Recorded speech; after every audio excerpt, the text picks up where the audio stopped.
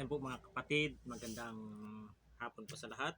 At narito na naman po ako at samahan niyo akong buksan natin itong pinagawa natin kay Brad Alfred na taga Bugasong. Ayan, at bubuksan natin.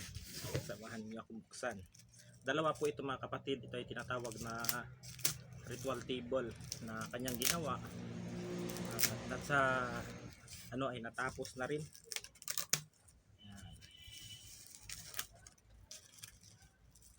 Tapos na rin gawin. Yan.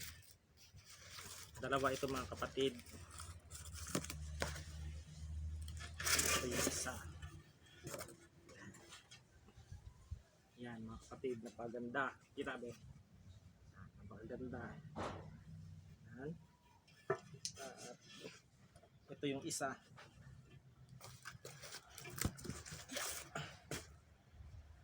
Ito.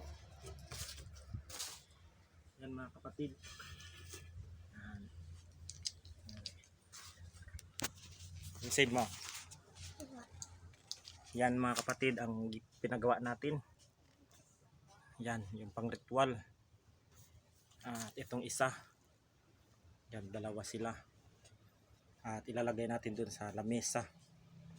Yan. Yan ang mga kapatid ang aking ritual table. Yan. At next vlog natin ay ipapakita ko sa inyo kung paano ako mag-ritual. Yan. Para sa mga gustong matuto at meron din kayong mga kapatid, meron din kayong matutunan sa mga nag-aaral dyan sa panggagamot. Ayan. Napaganda niya mga kapatid.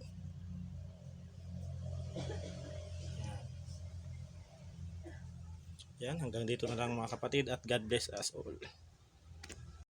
Yan ang mga kapatid ang aking yung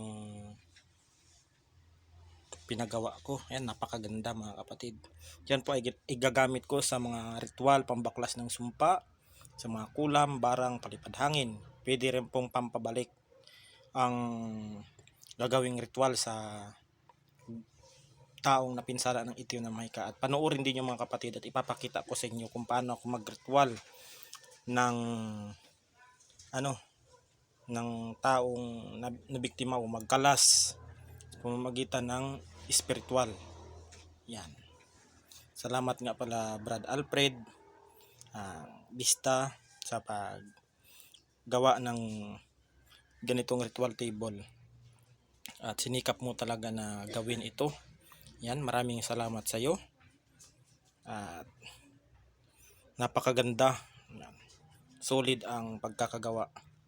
At malaking tulong ito sa mga taong nangangailangan ng mga tulong upang makalas ang lahat ng mga taong nabiktima ng mga itim na mahika. Ayan. Hanggang dito na lang mga kapatid at God bless us all. Ingat po tayo palagi.